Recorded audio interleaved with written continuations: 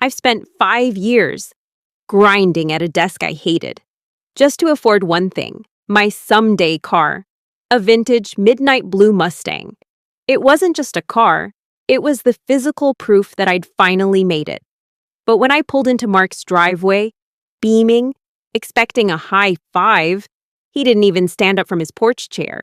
He just squinted at the chrome and said, "So, how much did you throw away on that midlife crisis?"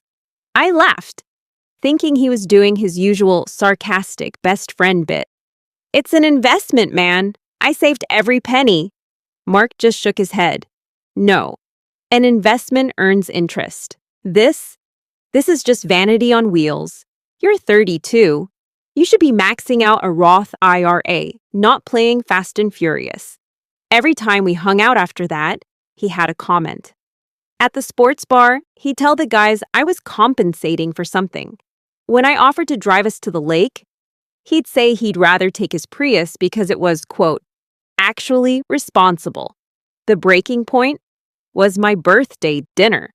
In front of my entire family, Mark stood up to give a toast. He didn't talk about our decade of friendship. Instead, he looked at my dad and said, "I just hope he learns that flashy toys don't fill the holes in a personality." The table went dead silent. My sister looked like she wanted to crawl under the tablecloth. That night, I sent one text. "Don't bother coming to the cabin trip next weekend. You're out."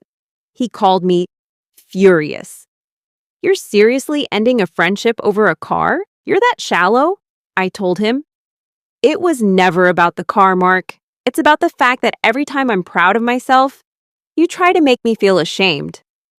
Silence. He's telling everyone I've changed. And he's right. I finally stopped letting a friend drive my happiness into the dirt.